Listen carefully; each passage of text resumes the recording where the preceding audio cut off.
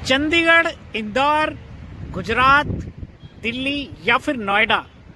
कहने को तो ये स्मार्ट सिटी हैं, मगर इन शहरों को मध्य प्रदेश के एक छोटे से गांव से बहुत कुछ सीख लेना चाहिए। क्योंकि मध्य प्रदेश में एक ऐसी घटना हो गई जो कि इन शहरों के लिए बड़ी सीख का काम कर सकती है। इससे पहले कि उस घटना का जिक्र करें, ये बताना बहुत ज़रूरी है कि जिस तरह चंडीगढ़ की गौशाला में किस तरह गाय मरी हुई पाई गई, उसके बाद इंदौर से जैसी खबर आई कि इंदौर में पीने का पानी पीने से लोगों की मौत हो गई,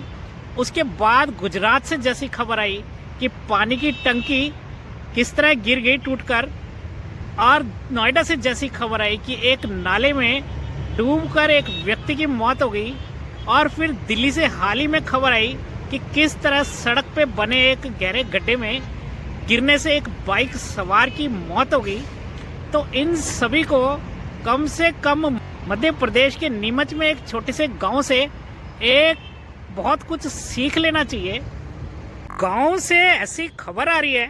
कि यहाँ एक आंगनवाड़ी में 20 के करीब बच्चे मौजूद थे कि जब वहाँ मधुमक्खियों ने हमला कर दिया और इस तरह उनकी जान पे जैसे खतरा मंडराने लगा। लेकिन वहाँ मौजूद महिला कर्मी ने बड़ी सूझबूझ से काम लिया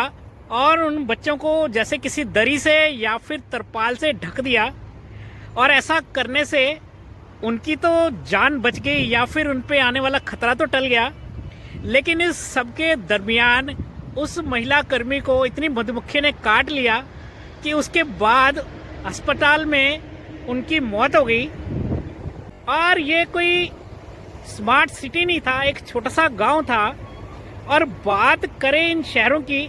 जो कहने को बड़ा स्मार्ट सिटी कहलाते हैं, और वहाँ ऐसी शर्मनाक घटनाएं सुनने को मिल गई थी कि जहां आंख बंद करके लोग या फिर लोग इन पे भरोसा करते हैं, तो ऐसी सुरक्षित जगहों पे जब गायों की हालत पाई गई थी,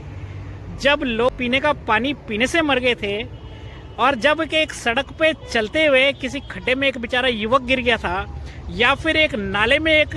कार के समेत एक युवक गिर गया था,